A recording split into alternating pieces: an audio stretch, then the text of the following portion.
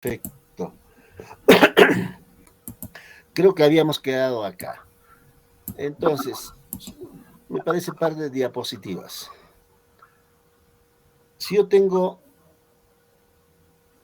antecedentes de una cesárea, la pregunta será, ¿el parto en el siguiente embarazo debe ser por vía vaginal o por una cesárea? De elección, vía vaginal. Y les había dicho siempre y cuando no se repita la causa de la cesárea. ¿En qué caso se repetiría? Si es una chiquita de 1,40 o menos de esta, estrechez pélvica, ¿no? En esos casos se volvería a repetir. Lógicamente, ahí va a seguir siendo cesárea. De lo contrario, es mejor parto vaginal. ¿Por qué? Porque el riesgo de una ruptura uterina es 0,5%. Significa 5 rupturas en 1000 partos. La única recomendación es que debe de embarazarse a 12 meses después de haberse hecho una cesárea. Y les comentaba, yo personalmente en el hospital les digo a las señoras que se han sometido a una cesárea, mínimo 2 años no debe de embarazarse. Ahora, si yo tengo 2 o más cesáreas previas, en este caso, la vía del parto recomendado será una cesárea electiva.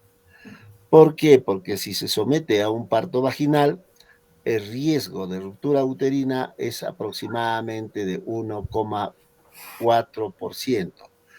Dicho de otra manera, 14 rupturas de 1000 recién nacidos. En este caso, se recomienda un mínimo de 18 meses para que, o sea, lógicamente después de la cesárea, para que se pueda embarazarse. Si hablamos de pronóstico en una ruptura uterina, el pronóstico va a depender si estamos frente a una gestante que tiene una ruptura completa o incompleta. Pero también va a depender de la rapidez en haber hecho el diagnóstico y, lógicamente, el tratamiento.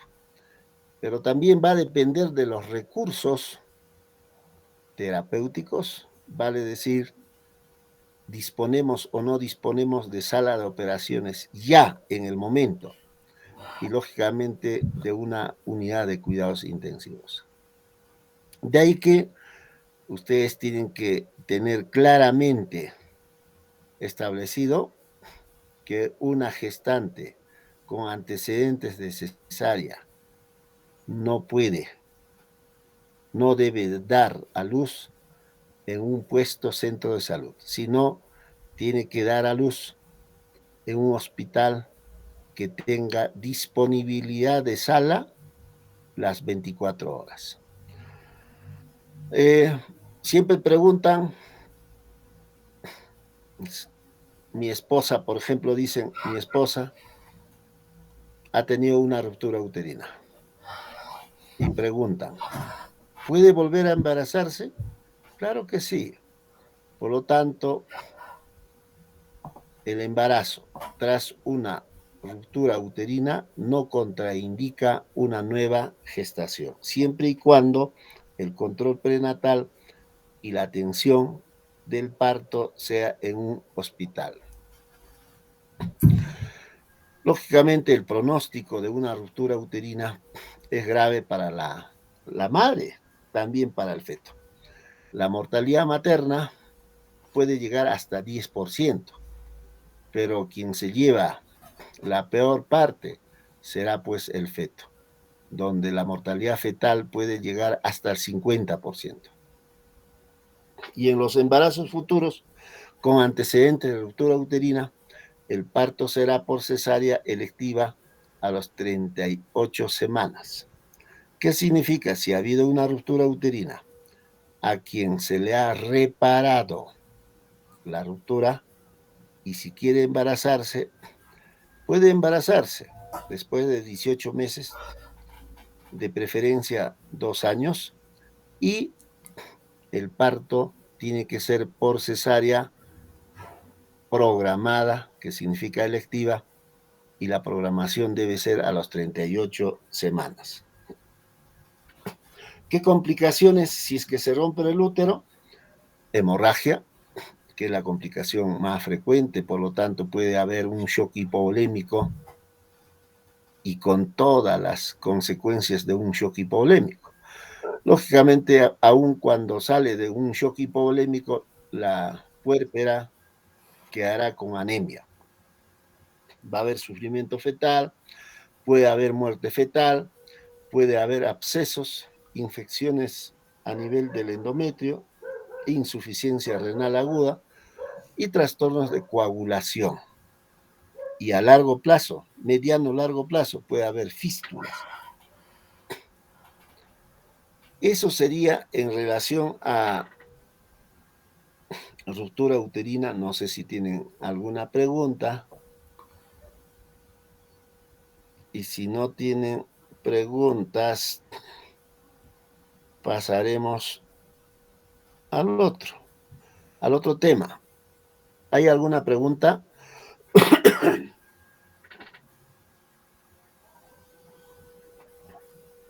Nada. Nada de nada. Bueno, este tema ya se vio, pero vi por conveniente hacer algunas precisiones. Porque si uno revisa lo que es mortalidad materna, los trastornos hipertensivos del embarazo ocupan segundo lugar, segunda causa de muerte materna.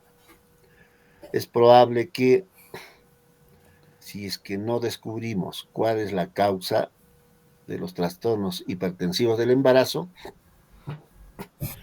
dentro de poco, la primera causa de muerte materna será la preeclampsia. Cuando uno habla de estados hipertensivos del embarazo, en realidad viene a ser un conjunto de trastornos heterogéneos. Estas gestantes que tienen trastornos hipertensivos van a tener en común de presentar hipertensión arterial. Y que esta hipertensión arterial se presente durante el embarazo. Esta patología complica del 12 hasta el 22% de gestantes en el mundo, estamos hablando. Y lo malo que el 90% de estos trastornos hipertensivos del embarazo se presenta en países en vías de desarrollo, como el Perú. Es importante recordar la clasificación de estos trastornos hipertensivos del embarazo. Y dentro de este grupo o dentro de esta patología hablamos de 4 grupos de trastornos que puede presentarse durante el embarazo. Uno es la hipertensión arterial crónica. Hipertensión arterial crónica que se conoce, o una hipertensión arterial que se conoce previo al embarazo. O esta hipertensión se diagnostica antes de 20 semanas de gestación. También se considera como hipertensión arterial crónica aquella gestante que tiene hipertensión y que no se resuelve en el puerperio. El otro grupo es el grupo de las preeclampsias y las eclampsias. Cuando decimos que una gestante tiene preeclampsia, aparición de la hipertensión arterial luego de la semana 20 de embarazo, acompañada o no de proteinuria. Y si hablamos de eclampsia, la definición de eclampsia está basada en la presentación de una convulsión o de coma en una gestante que tenía preeclampsia. Entonces, si estamos frente a una gestante que tiene preeclampsia y aparece convulsión o de un momento a otro entra en coma, estamos frente a una gestante con eclampsia. El otro grupo vendría a ser la preeclampsia o eclampsia que se añade o que se sobreagrega a la hipertensión arterial crónica. Consideramos este diagnóstico en aquellas gestantes con diagnóstico de hipertensión arterial crónica en la que aparece proteinuria significativa después de 20 semanas de embarazo. O en las pacientes con hipertensión arterial y proteinuria previa al diagnóstico, las cifras tensionales se empeoran, se incrementan y muchas veces estas tensiones arteriales ya no responden a los antihipertensivos que consumían para este fin. O aumento de proteinuria, así como la presencia o la complicación de o con el síndrome de HELP. Estas son las características de preeclampsia, eclampsia sobreagregada a una hipertensión arterial crónica. Y finalmente, hipertensión arterial gestacional. Una hipertensión arterial sin proteinuria que se presenta luego de la semana 20 y se resuelve antes de 12 semanas tras la finalización del embarazo. Entonces, hablaremos de hipertensión arterial gestacional cuando una gestante presenta hipertensión arterial después de 20 semanas y que esta elevación de la tensión arterial se normaliza, se resuelve antes de 12 semanas del parto. Entonces, esta es la clasificación que se mantiene vigente, que sería bueno que recuerde. De esos 4 grupos, el que más observamos es la preeclampsia y la eclampsia. ¿Y qué viene a ser la preeclampsia? La preeclampsia viene a ser una enfermedad de causa desconocida. Es multisistémica y progresiva. Ahora, cuando una gestante tiene preeclampsia, estas tensiones arteriales elevadas va a afectar todos los órganos o sistemas de la gestante. Riñones, cerebro, corazón, pulmones. Y lo malo que es progresivo, ¿no? Y la característica de la preeclampsia es que estas gestantes presentan una resistencia vascular periférica aumentada, presentan una agregación plaquetaria, hay una activación del sistema de coagulación y hay una disfunción endotelial generalizada. Los usiólogos, toda gestante que tiene preeclampsia lo consideran que es portadora de una disfunción endotelial generalizada.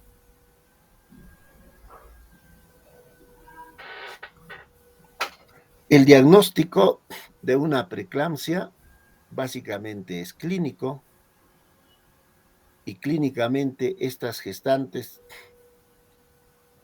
además de tener cifras tensionales pueden presentar cifras tensionales elevadas, pueden presentar cefalea, anomalías visuales, alteraciones auditivas, epigastralgia, estado mental alterado. Y en menor proporción presentarán disnea o dificultad respiratoria y dolor torácico retroesternal. Importante recordar estas manifestaciones clínicas porque la anamnesis, en este caso, tenemos que preguntar sobre signos o síntomas en forma dirigida, ¿no? Y hay que ir preguntando, ¿duele o no duele la cabeza, no? Cefalea. ¿Ve o no ve escotomas, chispas, opaco? ¿Siente alteraciones auditivas, vale decir sonidos, zumbido de oídos y dolor a nivel de la boca del estómago? Son preguntas que hay que dirigir a la gestante para que pueda manifestar. Clínicamente existen 3, 4 análisis de laboratorio que hay que pedir toda gestante con sospecha de preeclampsia. Y uno de los análisis de laboratorio que no debemos de dejar de solicitar será la proteinuria, ¿no? Y cuando uno habla de proteinuria, lo podemos solicitar una proteinuria cualitativa, y como dice acá, será positivo cuando es mayor o igual de una cruz. Eso va a depender si utilizamos tira reactiva o si utilizamos el ácido sulfosalicílico. Mayor o igual una cruz es con ácido sulfosalicílico.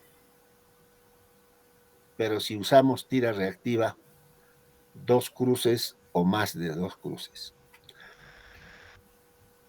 Pero también podemos solicitar proteinuria cuantitativa. Y es válido, nos hace pensar en preeclampsia si en una proteinuria cuantitativa de 24 horas es mayor o igual de 300 miligramos.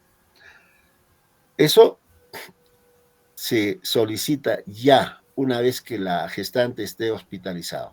Pero la proteinuria cualitativa lo realizamos en emergencia, porque en emergencia, por lo menos en el Hospital Lorena, tenemos las tiras reactivas o las tiras de ácido sulfosalicílico. Otro análisis que se debe de solicitar es la creatinina.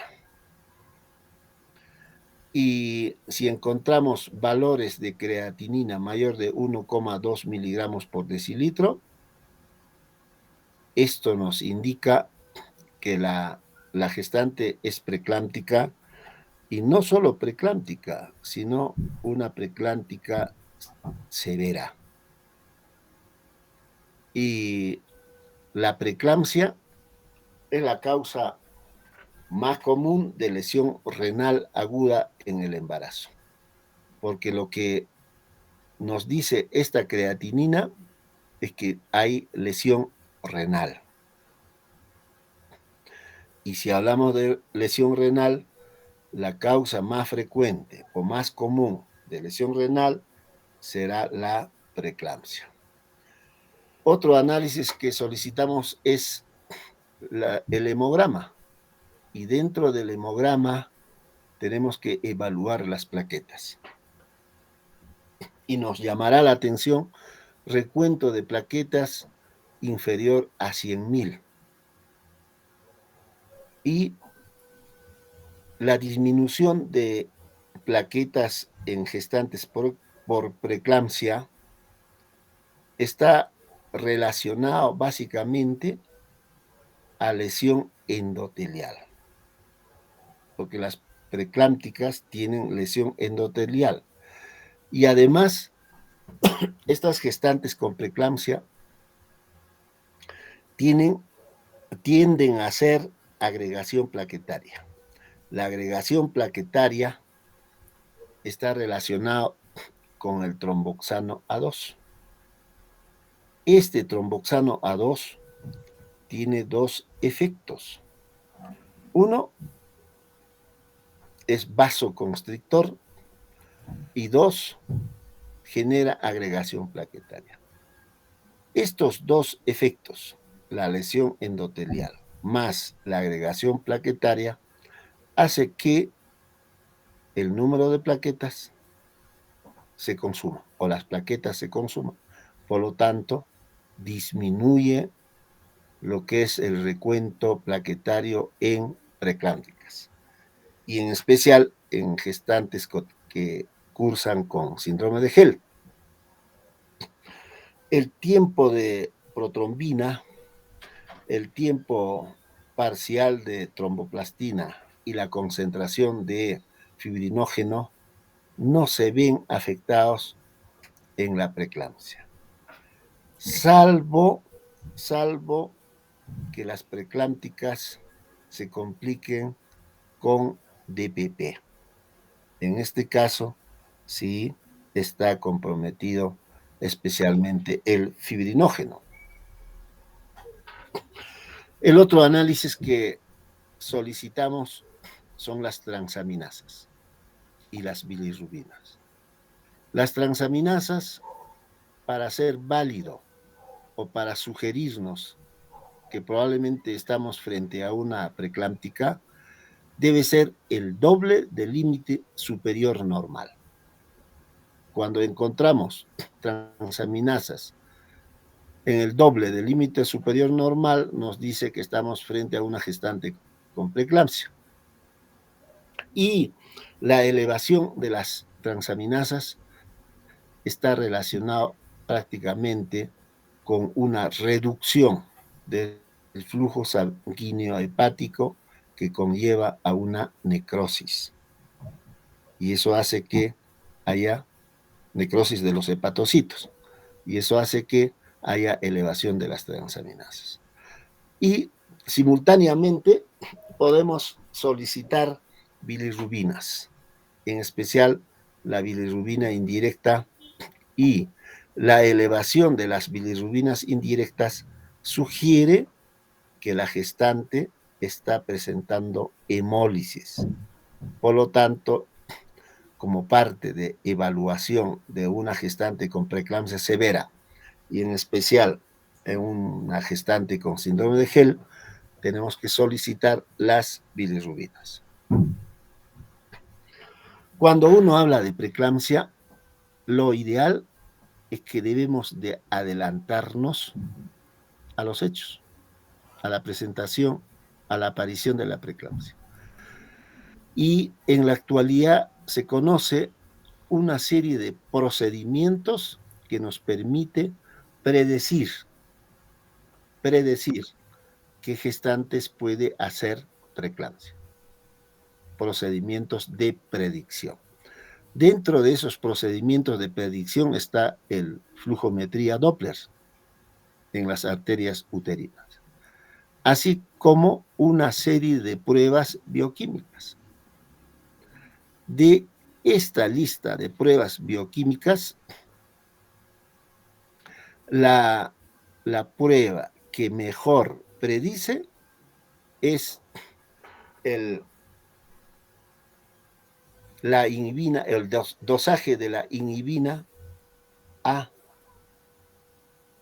pero en el Cusco, probablemente en Lima, si es que se hace, solo se hará en la maternidad de Lima, aún todavía no se realiza esta prueba, dosaje de la inhibina A, pero sí se hace el Doppler de la arteria uterina.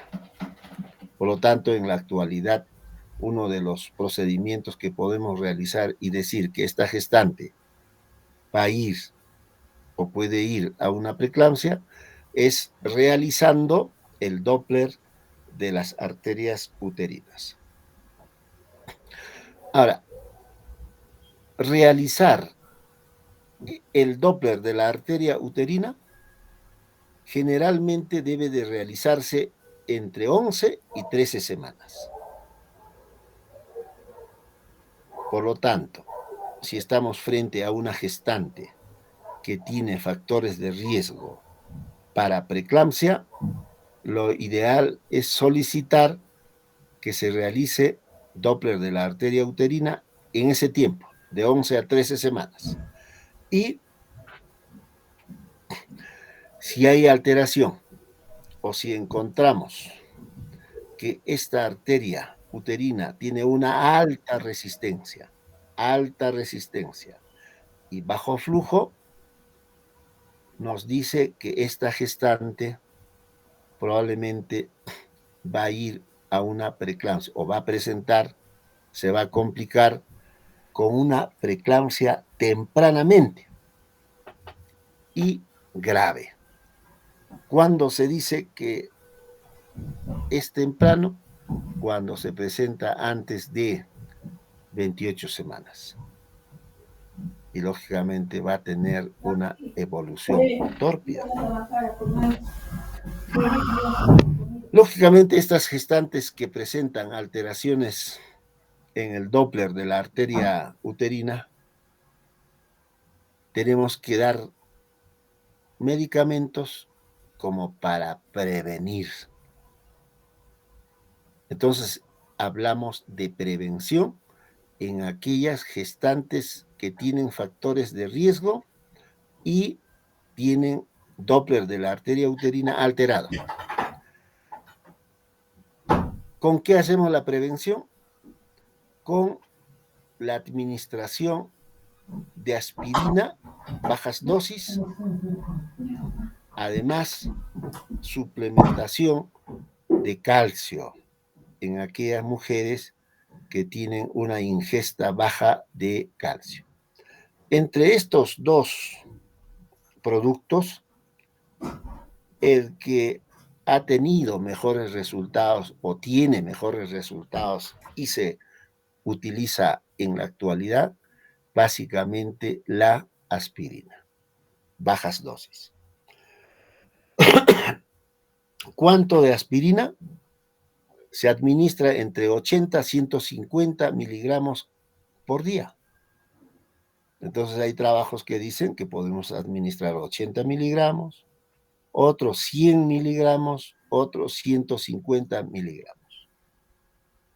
Esa es la dosis que se debe utilizar en aquellas gestantes que tienen factores de riesgo en la que está alterado el Doppler de la arteria uterina. Ahora, lógicamente ustedes preguntarán, ¿desde qué edad gestacional debemos de administrar la aspirina? Una vez hecho el Doppler de la arteria uterina. Más tardar debemos de administrar desde 16 semanas de embarazo. Significa entonces, podemos empezar 13 semanas, 14, 15, máximo 16 semanas.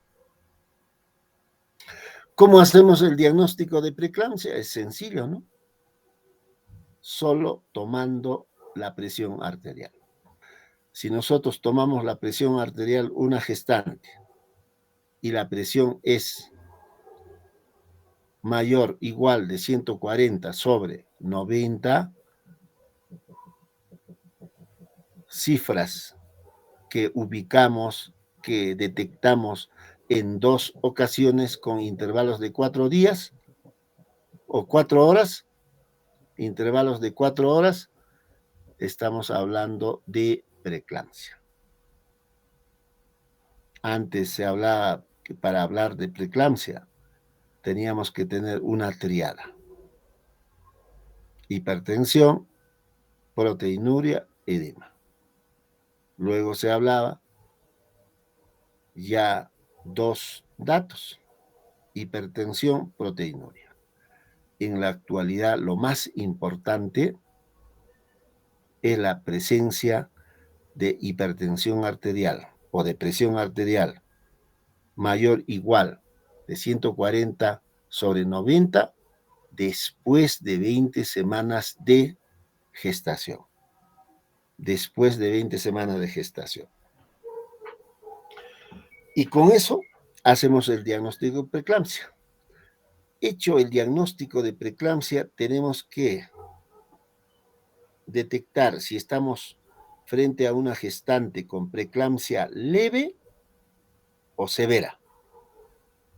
Por lo tanto, se habla de preeclampsia con criterios de severidad y sin criterios de severidad.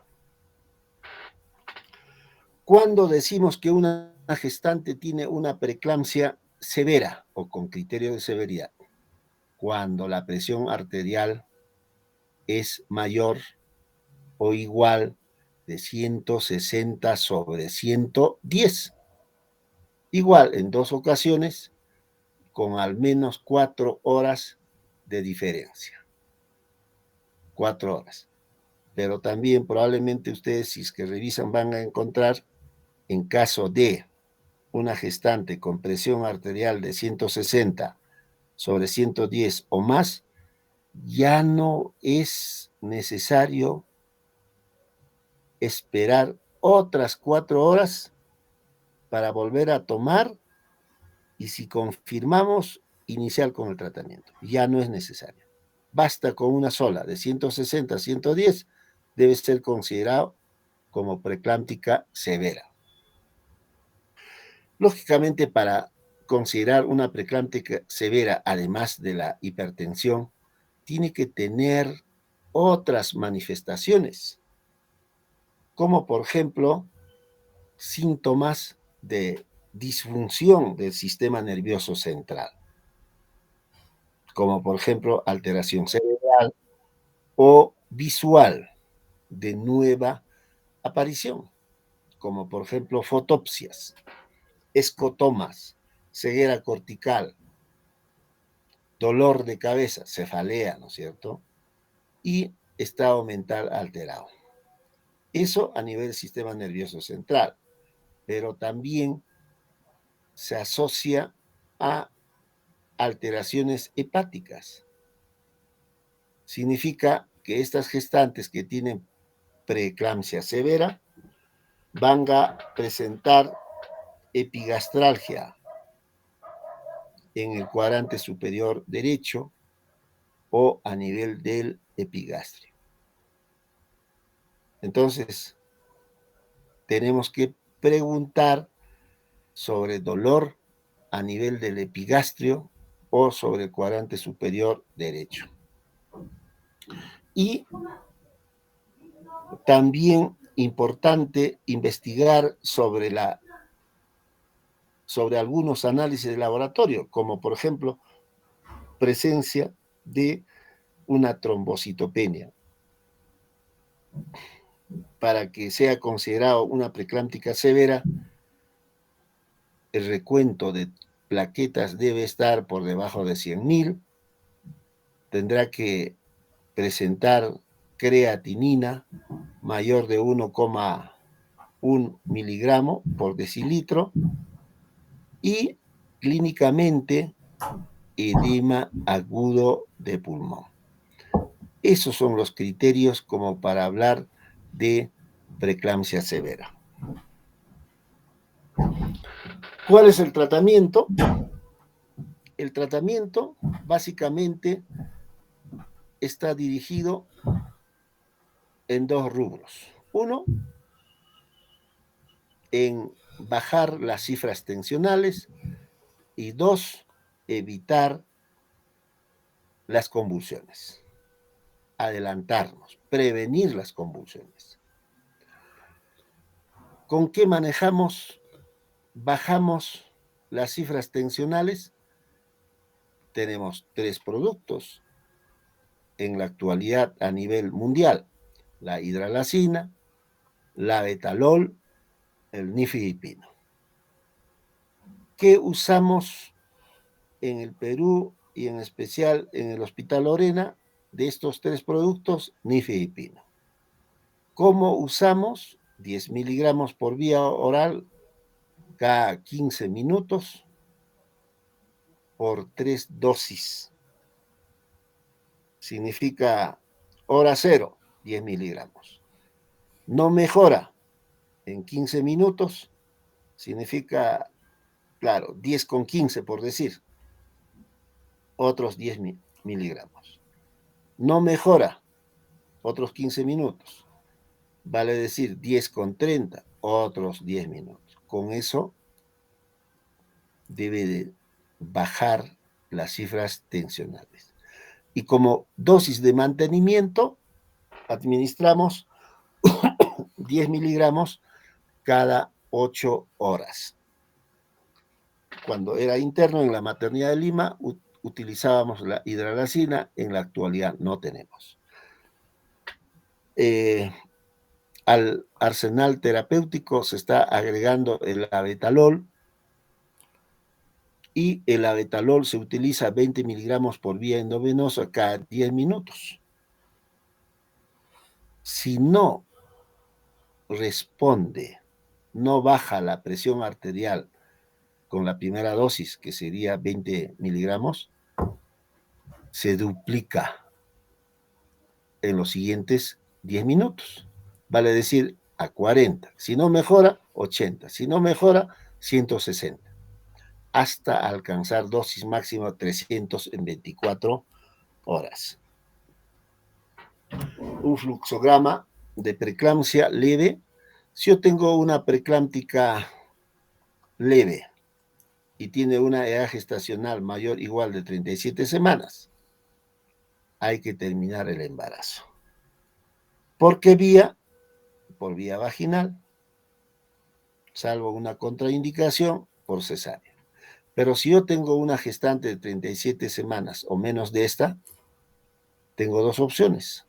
Lo puedo manejar dentro del hospital, por lo tanto tengo que hospitalizar, o manejar ambulatoriamente. Estamos hablando de preeclampsia leve. En ambos casos hay que hacer un monitoreo materno, también fetal. Si es una gestante de 34 semanas o menos de 34 semanas, habría que utilizar corticoides para madurar el pulmón o para madurar el feto. Y una vez que ya se maduró el feto, la idea es terminar el embarazo. Otra vez, ya sea por vía vaginal, de preferencia, y si no hay respuesta o si por alguna razón no podemos terminar por vía vaginal, cesárea. La conducta va a ser diferente en caso de preeclampsia severa. El límite en preeclampsia severa es 34 semanas. Si yo tengo una gestante con preeclampsia severa y es mayor o igual a 34 semanas, terminar el embarazo. Y antes de terminar el embarazo, tengo que estabilizar. ¿Con qué? Con medicamentos antihipertensivos que hemos mencionado, y además administrar sulfato de magnesio para prevenir la eclampsia. Pero si yo tengo una gestante menos de 34 semanas, el manejo puede ser expectante, si acaso la gestante y el feto están controladas, están estables. Pero para ello tienen que estar hospitalizados, tenemos que ir monitorizando tanto a la madre como al feto, menos de 34 semanas, administrar corticoides, y si hablamos de corticoides podemos usar dexametasona o betametasona, y esperamos el efecto 48 horas, porque si hablamos de betametasona, 12 miligramos cada 24 horas por 2 dosis. Vale decir, en 48 horas estamos completando dosis de betametasona. Si hablamos de dexametasona, usamos 6 miligramos cada 12 horas por 4 dosis. Cada 12 horas por 4 dosis, igual estamos completando la maduración fetal en 48 horas. Después de esto, terminar el embarazo. ¿Cómo administramos el sulfato de magnesio? El sulfato de magnesio, o para administrar sulfato de magnesio, necesitamos cloruro de sodio. Significa necesitamos 1 litro de cloruro de sodio. A este litro de cloruro de sodio le agregamos 5 ampollas de sulfato de magnesio.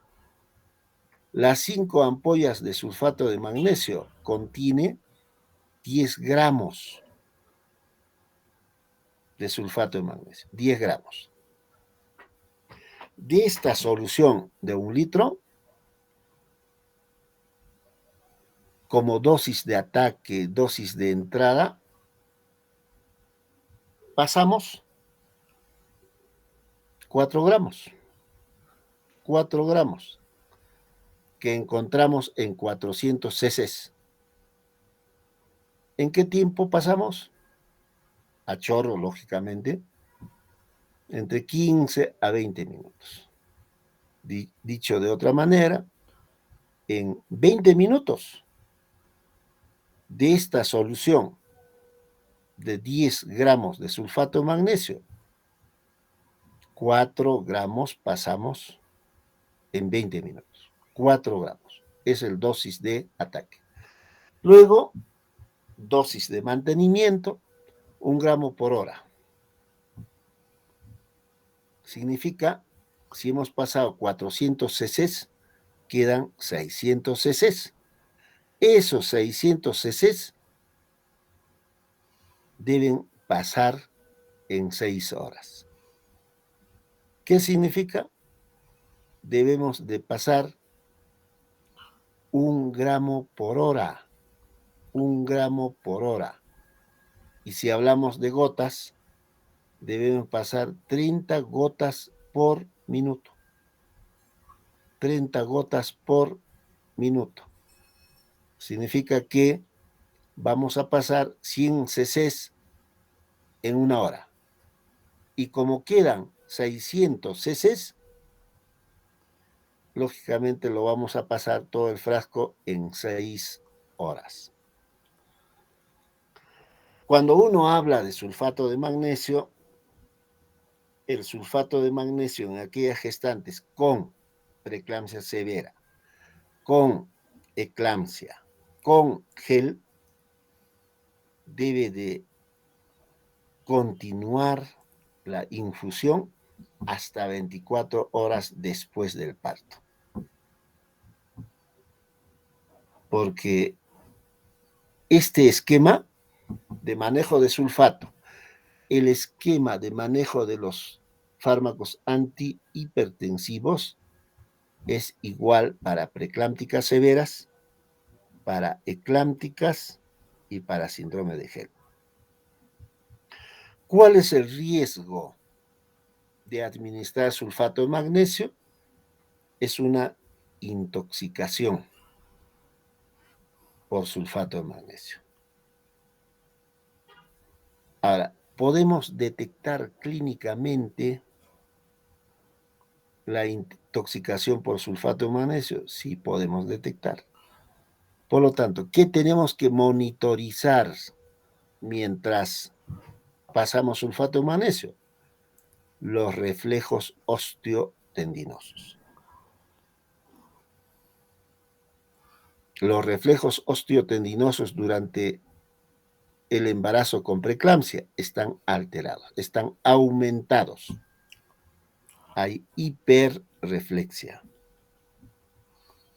Y cuando uno administra sulfato de magnesio y está entrando en una intoxicación, hay una abolición de los reflejos osteotendinos. Y lo otro es la frecuencia respiratoria. Entonces la frecuencia respiratoria empieza a disminuir 14, 13, 12, por debajo de 12, y si nosotros no nos percatamos puede hacer paro respiratorio. Pero también hay compromiso de la función renal. Por lo tanto, la diuresis horaria, importante. Por eso que gestantes con preeclámptica severa, preeclampsia severa y las eclámpticas y gel tienen que tener sonda Foley para ir monitorizando la diuresis horaria. En el supuesto de que la gestante empiece a presentar manifestaciones de intoxicación por sulfato de magnesio, tenemos que conocer su antídoto. ¿Cuál es el antídoto? El gluconato de calcio. ¿Cuánto se administra? 10 miligramos en bolo por vía endovenosa. Pasamos a la eclampsia. La eclampsia, como habíamos mencionado, es la aparición o presentación de convulsiones tónico-clónicas en gestantes con preeclampsia, o la presentación de coma en gestantes con preeclampsia. Eso nos dice que estamos frente a una eclampsia. ¿En qué momento se presenta la eclampsia? El 50% antes del parto, 25% durante el trabajo de parto, o sea, durante el parto, y 25% después del parto, vale decir, en el puerperio. Se dice que cuando la eclampsia se presenta después del parto, es grave. Probablemente no va a responder o va a responder con cierta dificultad al sulfato de magnesio. Antes que la gestante convulsione, antes que la gestante presente eclampsia, presentan inminencia de eclampsia. Y la idea es que nosotros nos demos cuenta en este periodo de tiempo, inminencia de eclampsia. ¿Y qué nos dice que la gestante puede presentar, va a presentar convulsiones? Cefalea. Entonces las gestantes que van a convulsionar se quejan mucho dolor de cabeza, presentar epigastralgia, alteraciones visuales y lo que les decía, hiperreflexia. Y también ictericia. Pero lo que presenta más, cefalea, epigastralgia, alteraciones visuales, hiperreflexia. Las que convulsionan, o de las que convulsionan, el 75% tenían hipertensión arterial.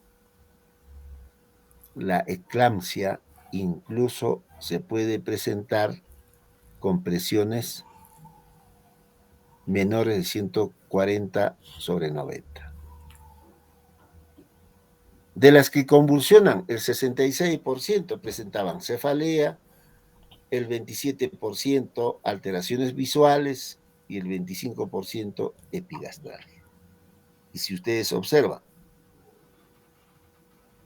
de las que convulsionan, generalmente presentan hipertensión y cefalea. El diagnóstico es clínico, básicamente, como le decía, gestante que tiene preeclampsia. Para hablar de eclampsia, solo que presente convulsiones. Entonces, si es una gestante que tiene preeclampsia y convulsiona, lógicamente está hecho el diagnóstico y estaremos frente a una eclampsia. Así como hay manifestaciones maternas en la eclampsia, que sería una convulsión más las manifestaciones de la preeclampsia, también hay manifestaciones fetales. Por lo tanto, cuando convulsiona, el feto va a presentar desaceleraciones prolongadas. Desaceleraciones.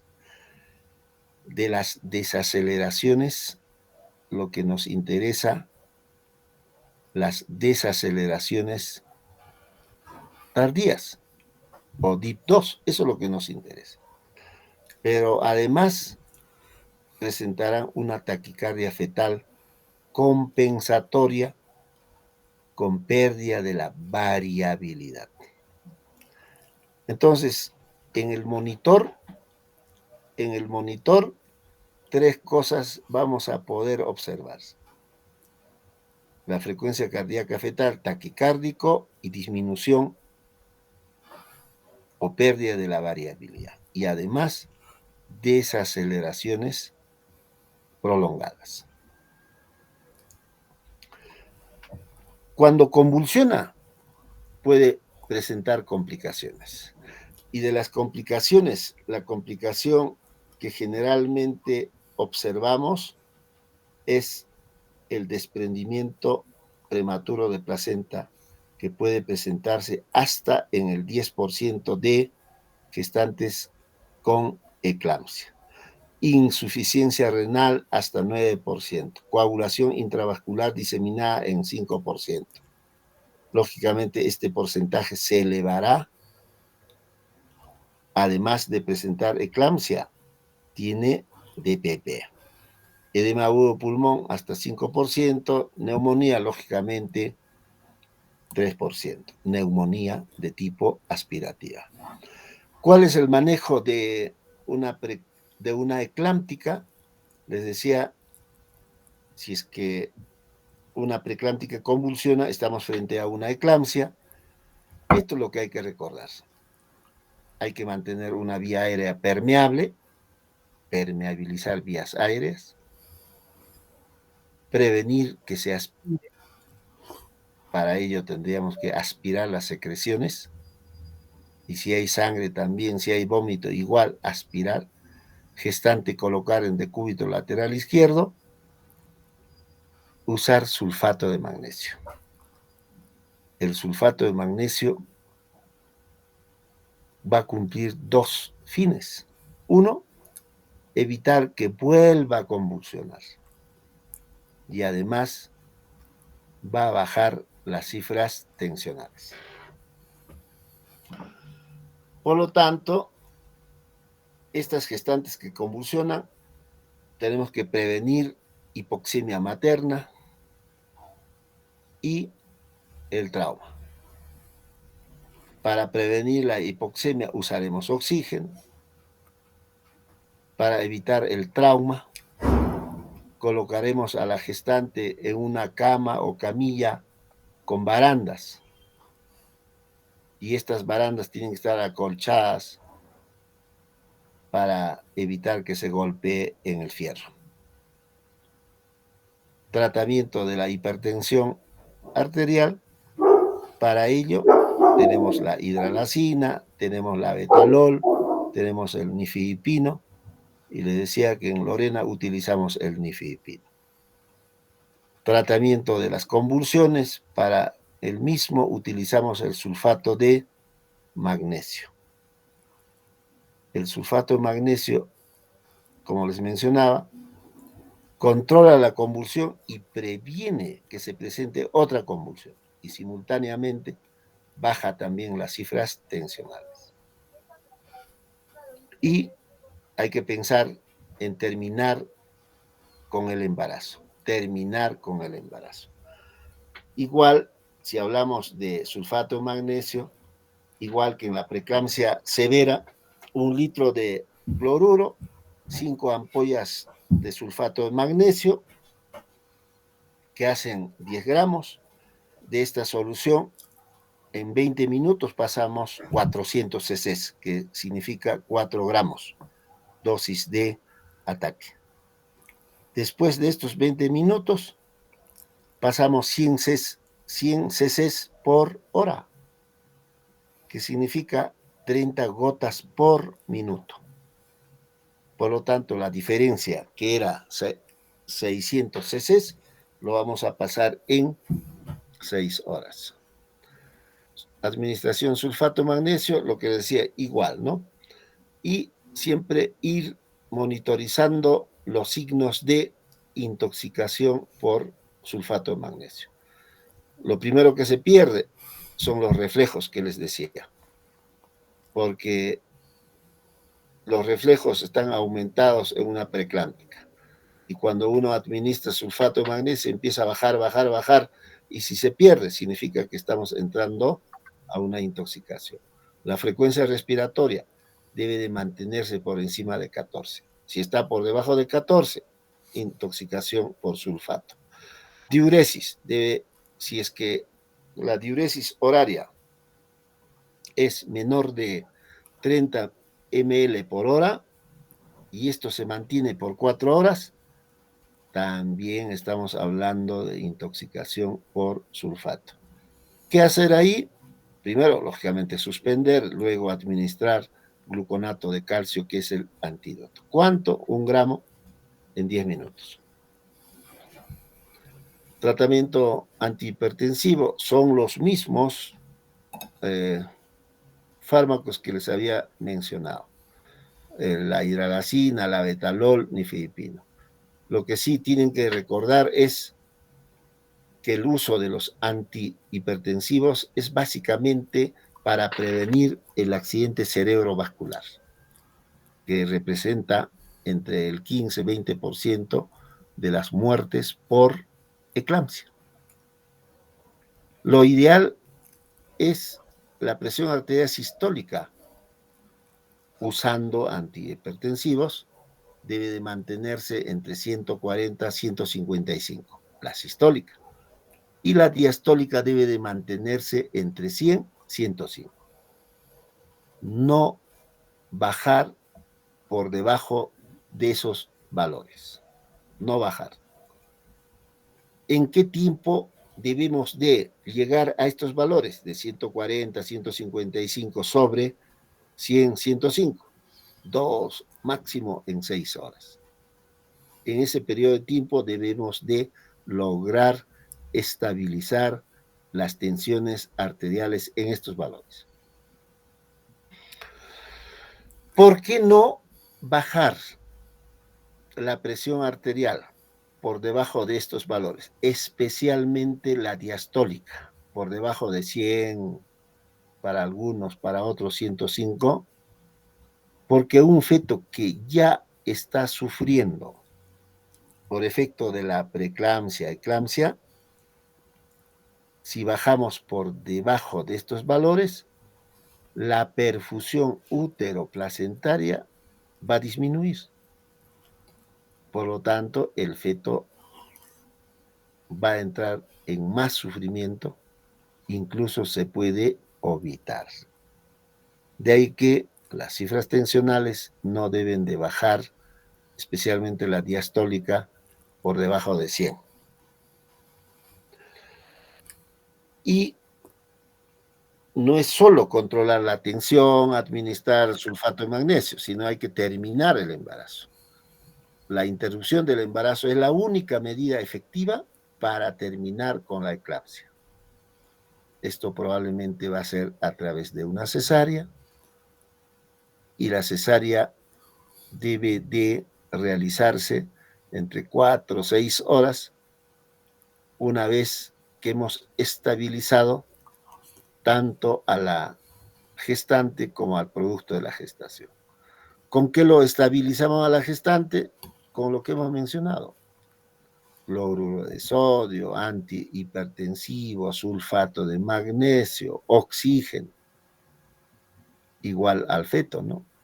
Damos oxígeno y el feto está mejorando. Hidratamos, el feto está mejorando. Por lo tanto, tenemos 4 a 6 horas para terminar el embarazo si estamos frente a una eclántica. El siguiente, que vendría a ser ya una complicación de una preclántica, en especial de una eclampsia, sería el síndrome de HELLP. El síndrome de HELLP viene a ser una complicación de los trastornos hipertensivos del embarazo.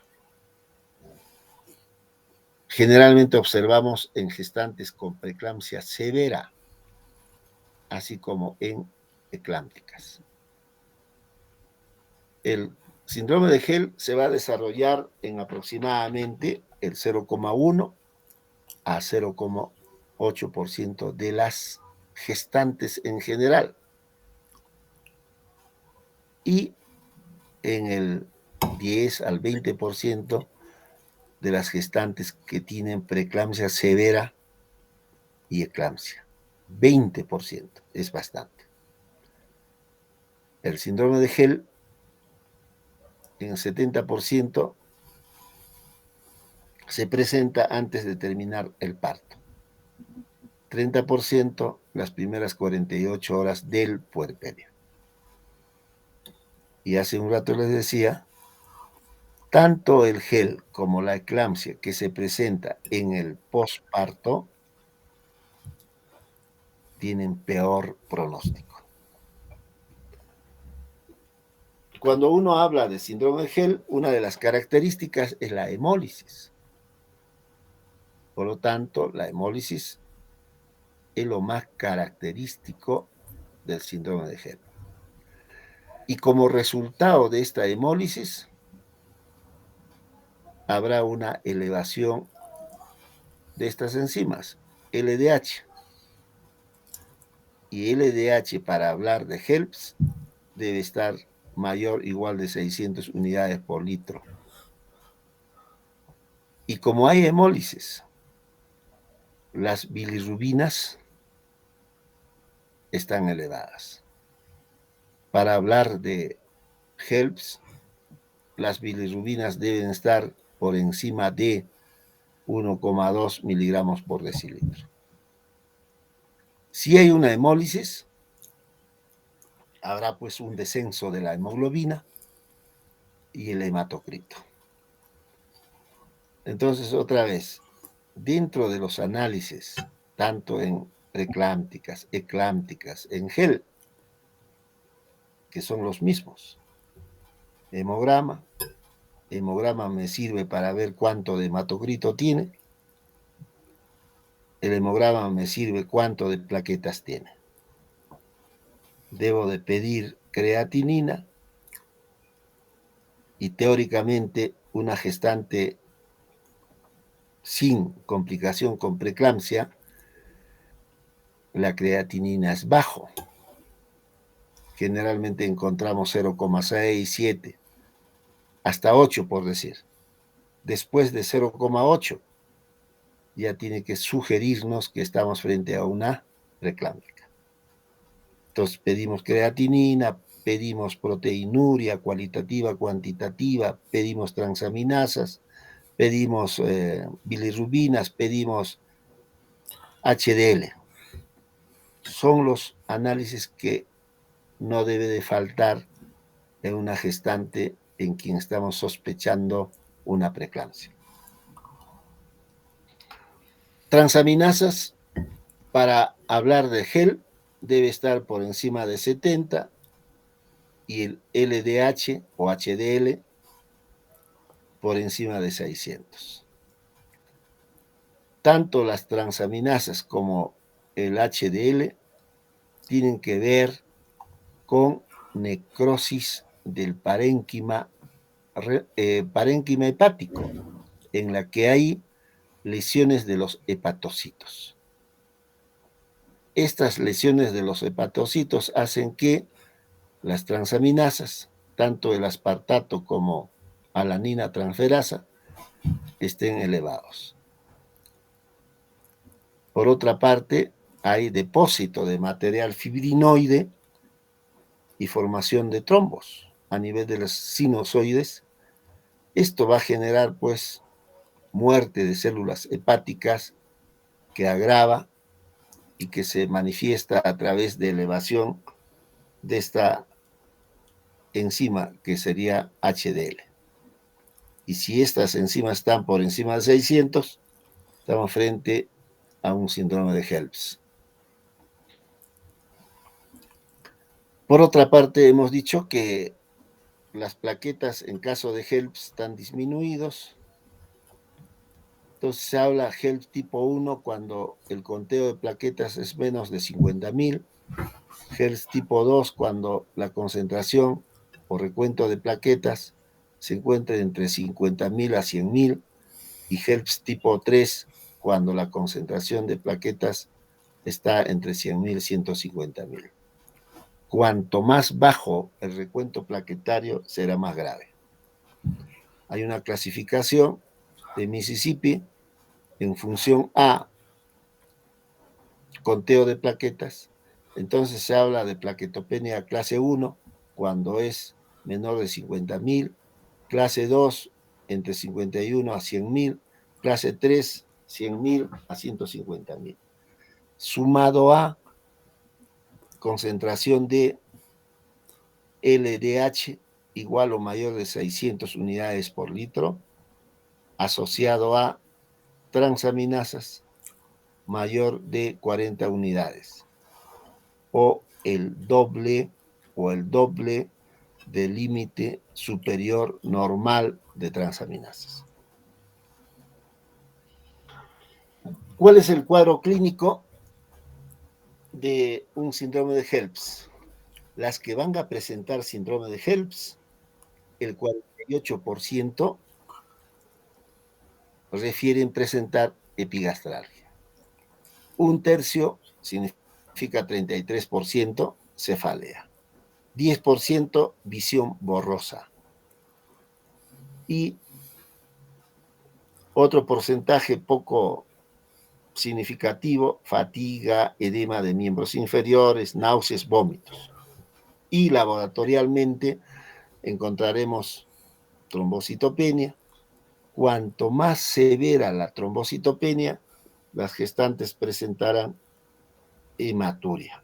¿Cuándo lo vamos a evidenciar eso? Cuando coloquemos sonda Foley. De ahí que la importancia de colocar sonda Foley en toda preeclámptica severa, eclámptica y HELPS. El cuadro clínico de un síndrome de HELPS: hipertensión, tensión arterial 140/90 y la proteinuria. Están presentes en aproximadamente 85% de gestantes que presentan HELPS. Y hasta un 20% de casos de HELPS severo cursan con tensiones arteriales normales.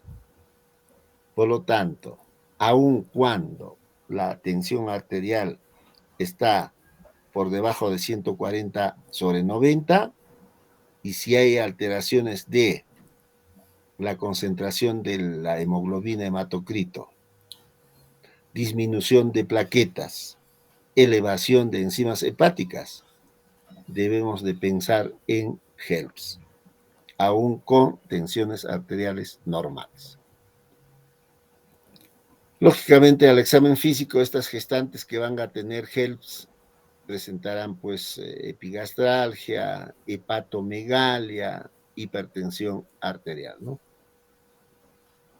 Por otra parte, se habla de HELPS completo y HELPS parcial o incompleto. Para hablar de HELPS completo, tendrán que estar presentes los tres criterios: hemólisis, plaquetopenia, elevación de enzimas hepáticas. Y para hablar HELPS parcial, debe de presentar por lo menos un criterio. ¿Qué significa? Tener hemólisis, o tener plaquetopenia, o tener elevación de enzimas hepáticas. ¿Qué complicaciones si presenta HELPS? Complicaciones a nivel de la placenta. ¿Qué puede presentar? DPP. A nivel sistema nervioso o a nivel sistema respiratorio, distrés respiratorio del adulto. También puede presentar edema agudo de pulmón. A nivel del hígado, ruptura hepática. Lógicamente, antes de presentar ruptura hepática, pasará por hematoma subcapsular, y si esta hematoma sigue aumentando, se rompe la cápsula de Gleason y habrá ruptura hepática. A nivel de los riñones, ¿qué complicación? Una insuficiencia renal. A nivel cerebral, hemorragia cerebral. Justamente para evitar hemorragia cerebral, en caso de preeclámpticas severas, tenemos que bajar la tensión arterial con hidralazina, labetalol o el nifedipino. También pueden presentar coagulación intravascular diseminada, septicemia, desprendimiento de retina, un shock hipovolémico. Eso es lo que observamos en el hígado de gestantes que tienen HELPS. Esa característica macroscópica está relacionada con una reducción del flujo sanguíneo hepático, que va a generar isquemia asociado a una hemorragia periportal. Cuando la hemorragia se extiende, va a formar un hematoma subcapsular. Y si este hematoma subcapsular sigue aumentando o incrementándose, va a generar ruptura de la cápsula Gleason, por lo tanto, una ruptura hepática. Y eso, además de manifestarse clínicamente, va a expresarse a través, o podemos evidenciar a través de pruebas de función hepática, que van a ser anormales en caso de hematoma subcapsular y en caso de ruptura hepática. ¿Cuál es el manejo? El manejo del síndrome de HELPS es similar, o como dice acá, se aplica el mismo protocolo de preeclampsia severa. Por lo tanto, el protocolo de preeclampsia severa se utiliza en caso de eclampsia, así como en caso de HELPS. ¿Y qué dice el protocolo de preeclampsia? Utilizar los antihipertensivos, utilizar el sulfato de magnesio para controlar las convulsiones, si es que hay, o para prevenir las convulsiones. Prevenir las convulsiones. Pero además, el sulfato de magnesio es un antihipertensivo. En caso de HELPS, igual que en la preeclámptica severa y la eclampsia, la curación definitiva es la interrupción del embarazo. Hay que terminar con el embarazo. En caso de tratamiento antihipertensivo, es el mismo esquema. Hidralazina, labetalol, nifedipino. ¿Cuánto de nifedipino? 10 cada 15 minutos. Seguramente también van a encontrar 10 cada 20 minutos, 3 dosis. Luego cada 8 horas. Sulfato de magnesio igual. Se prepara 5 ampollas en 1 litro que hacen 10 gramos. De estos 10 gramos, 4 gramos que equivale a 400 cc, se pasa como dosis de ataque. ¿En qué tiempo? 15, 20 minutos. Luego, dosis de mantenimiento. ¿Cómo? 100 cc por hora. Si hablamos de goteo, 30 gotas, exactamente 33 gotas por minuto. Entonces, ¿cuántas horas más me va a durar? 6 horas más. ¿Por cuánto tiempo debemos de utilizar el sulfato de magnesio? 24 horas después de haber terminado con el embarazo. Vale decir, hay que volver a preparar. Ir pasando 100 cc por hora. En caso de síndrome de HELPS, se habla del uso de los corticoides. Y se dice que los corticoides a dosis altas, en gestantes que tienen HELPS, mejoran el estado general. Significa que si usamos corticoides dosis altas, se han reportado menos transfusiones sanguíneas. Y también hay una disminución de la estancia hospitalaria. De ahí que hay escuelas que utilizan dosis altas de corticoides para controlar el síndrome de HELP. ¿Qué se utiliza? La dexametasona. ¿Cuánto se utiliza? 10 miligramos por vía endovenosa o por vía intramuscular cada 12 horas por 3 dosis. Dexametasona, 10 miligramos. Si usted pregunta, ¿cuál es la diferencia de usar dexametasona para gel y para madurar el feto? En caso de HELPS se utiliza 10 miligramos cada 12 por 3 dosis. En caso de maduración fetal se utiliza solo 6 miligramos cada 12, pero por 4 dosis. Esa es la diferencia. Y finalmente, el tratamiento definitivo, tanto en eclampsia, preeclampsia severa y HELPS, es terminar con el embarazo, interrupción del embarazo.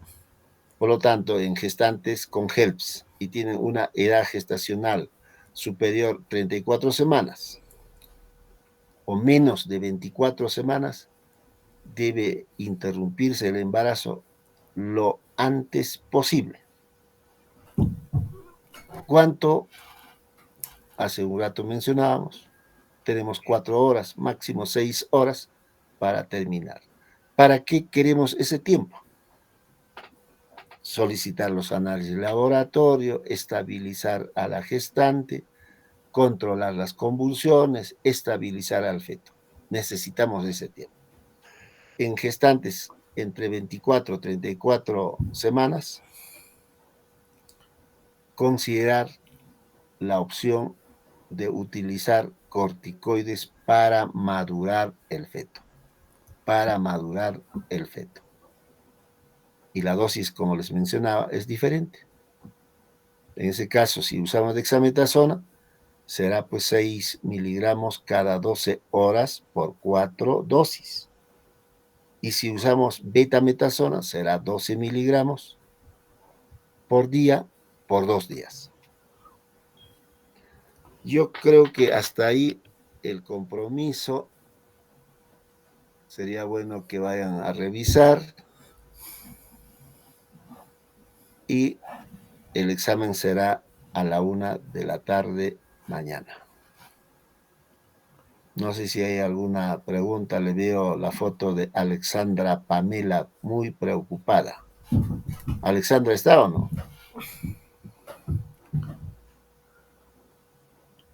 Alexandra.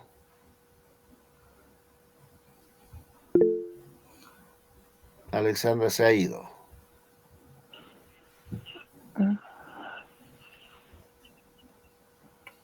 ¿Alguna pregunta?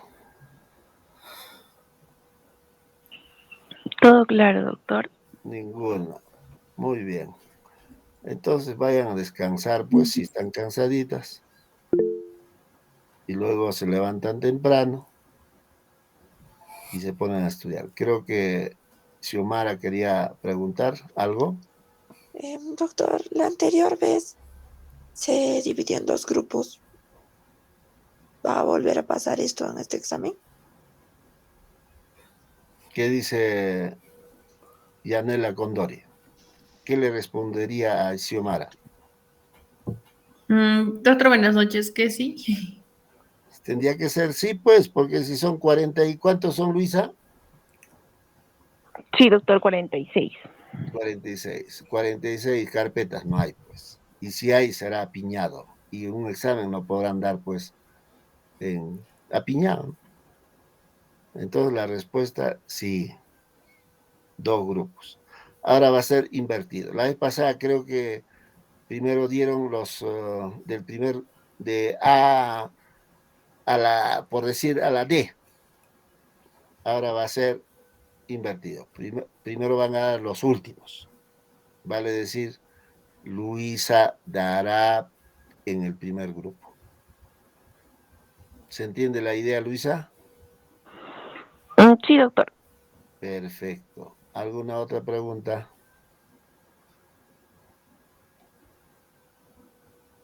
¿Ninguna? Muy bien. Tengan buenas noches. Vayan a revisar. El examen va a ser sencillo, muy sencillo, para que saquen 20. Más bien los muchachos que están haciendo práctica conmigo mañana van a ir 4, me imagino los 4 a las 8 de la mañana. Los 4. Doctor, buenos días. Soy la delegada de rotación. Doctor, nuestro grupo solo somos 11 personas y siempre queda un horario vacío. Y mañana solo van a rotar 2 personas. Es Steven Tunki y Catherine Ferrell. Ya, y los del viernes, A los del viernes vamos a rotar, doctor.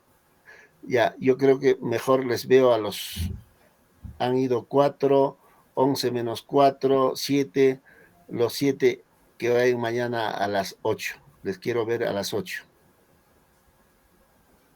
1 hora será, de ahí se van a estudiar.